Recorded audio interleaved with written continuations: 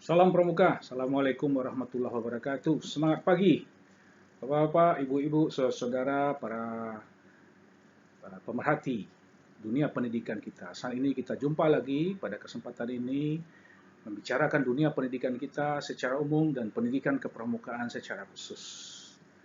Bapak-bapak, ibu-ibu, saudara-saudara, sekarang kita memasuki semacam era yang dinamakan dengan era globalisasi.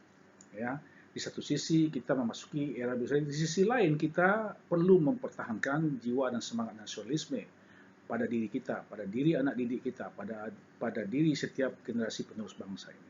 Jadi kita berada pada dua sisi sebenarnya ini. Yang pertama, di sisi lain kita ingin memupuk semangat nasionalisme, di sisi lain kita tidak mau ketinggalan di era globalisasi ini, karena kita adalah bahagian dari masyarakat global ini.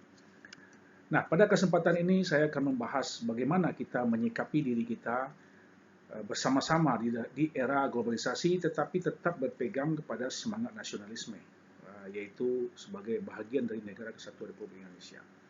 Bapak, Ibu, Saudara, kakak dan adik-adik yang berbahagia, kita akan memasuki semacam sebuah masa yang dinamakan dengan masa emas. Kenapa ini kita katakan masa emas? Karena itu berkaitan dengan hitungan 100 tahun Indonesia merdeka, semenjak 1945 sampai 2045. Dan kita berharap dengan 100 tahun Indonesia tersebut, kita akan memiliki generasi emas yang kita namakan itu generasi emas, ya. Apa yang dikatakan generasi emas? Generasi yang bisa hidup di zaman itu, yaitu mereka memiliki kemampuan, kompetensi, mereka yang kuat karakternya, kemudian mereka yang tinggi pengetahuannya. Nah, perpaduan dari hal ini tentu akan menjadi wujud dari generasi emas yang kita maksud. Untuk memasuki masa emas tersebut, maka generasi ke depan akan memasuki sebuah persaingan yang dinamakan dengan persaingan global. Nah, ada 3 hal yang harus dimiliki oleh generasi mendatang dalam persaingan global itu. Tetapi dari 3 hal tersebut ada 2 alas, ya, ada 2 alas yang untuk mendukung kemampuan berkompetisi global tadi. Alas yang pertama dinamakan dengan karakter. Jadi peserta didik kita, anak-anak kita, generasi masa depan bangsa kita harus memiliki karakter, kepribadian dan sikap. Kepribadian dan sikap atau karakter tadi saya bedakan atas 4 macam karakter yang merupakan dasarnya adalah agamis atau spiritual, karakter kinerja, karakter nasionalisme, dan karakter perdamaian dunia. Karena kita merupakan bahagian dari agen dari perdamaian dunia. Nah, ini pembangunan karakter ini dimulai dari skop yang paling kecil, yaitu rumah tangga atau keluarga. Agamis atau karakter moral atau karakter spiritual ini dimulai dari lingkungan yang paling kecil. Apapun itu agamanya, asal berpegang pada ajaran agamanya, maka orang tersebut, maka karakternya akan baik. Karena semua ajaran agama akan mengajarkan kebaikan. Apalagi agama Islam misalnya, mengajarkan kebaikan semuanya. Jadi semua agama itu mengajarkan kebaikan, karena itu menjadi landasan spiritual dalam kehidupan kita. Kemudian juga karakter kinerja, ya. Karakter kinerja itu contohnya disiplin, tanggung jawab dengan apa yang dikerjakan, disiplin dengan apa yang dikerjakan, punya komitmen. Nah, itu termasuk dalam karakter kinerja. Perusahaan apa saja pasti membutuhkan karyawan yang memiliki performance atau karakter kinerja ini, ya. Kemudian karakter nasionalisme, memiliki semangat dan jiwa persatuan bangsa Indonesia. Nasionalisme kita harus kita pupuk dan kita tingkatkan. Dan sebagai bahagian dari masyarakat dunia ini, maka bagaimana kita memiliki karakter saling menghormati segala beragam yang ada di atas dunia ini, ya, sebagai bahagian dari masyarakat global. Itu yang pertama. Jadi pendidikan itu berdasarkan kepada karakter yang ditandai dengan adanya kepribadian dengan sikap. Landasan yang kedua untuk membangun kompetensi yang berdaya saing ini adalah literasi. Literasi ini kita umpamakan dengan pemahaman, paham dia dengan sesuatu, dan dari pemahaman itu kemudian dilaksanakan. Ibarat pepatah mengatakan alam tak kembang dijadikan guru, ya. Jadi segala apa yang ada di alam semesta ini merupakan sesuatu yang bisa dipelajari, sesuatu yang bisa dibaca. Nah, dari apa yang kita ketahui itu, maka dari situ kita paham, dan dari pahaman itu kita akan melaksanakan sesuatu, kita akan implementasikan sesuatu. Literasi ini saya pilih menjadi 6 macam literasi. Ada namanya literasi bahasa, yaitu literasi pemahaman terhadap bahasa dan apa yang ada di balik bahasa. Bahasa adalah alat komunikasi, tidak hanya cukup itu, di baliknya ada informasi dan pengetahuan.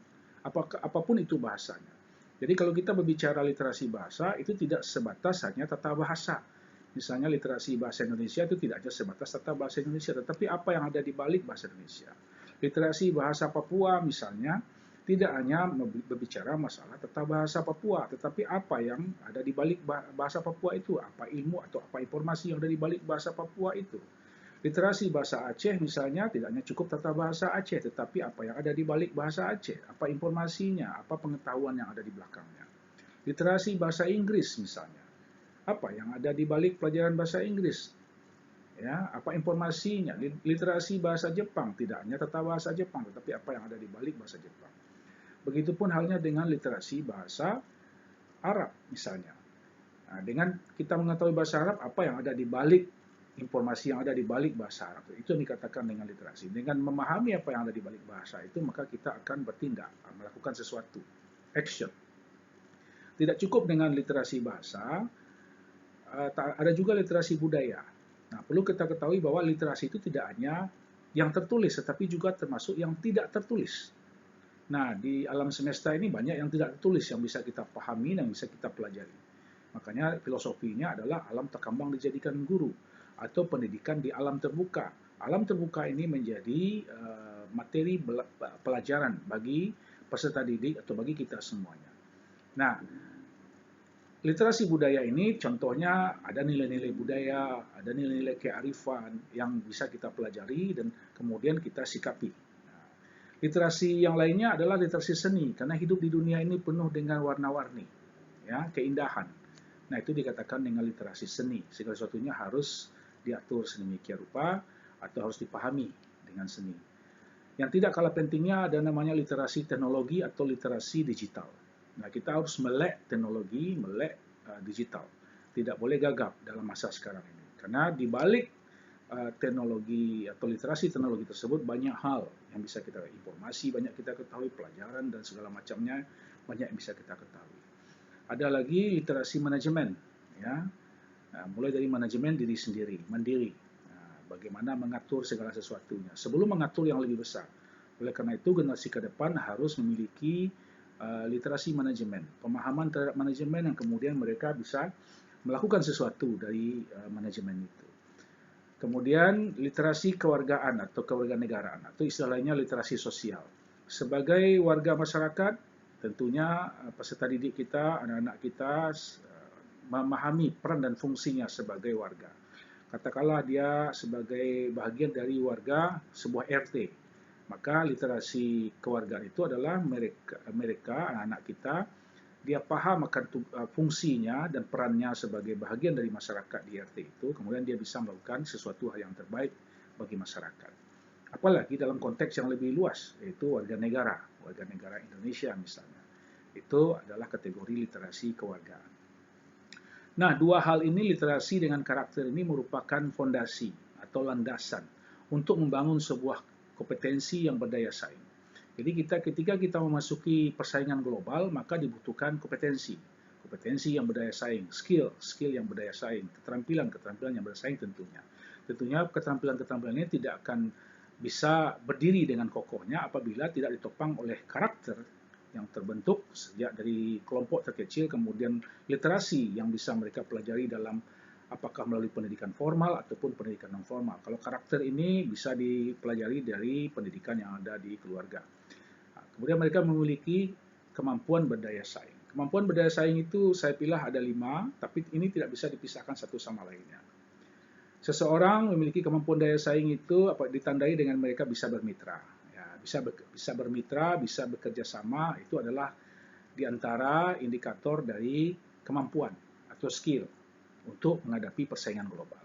Tidak cukup dengan bermitra dan bekerja sama, tetapi juga berkomunikasi. Komunikasi dengan baik. Kiri dan kanan, atas bawah, bisa komunikasi dengan baik. Dan ditambah lagi dengan kreativitas yang tinggi.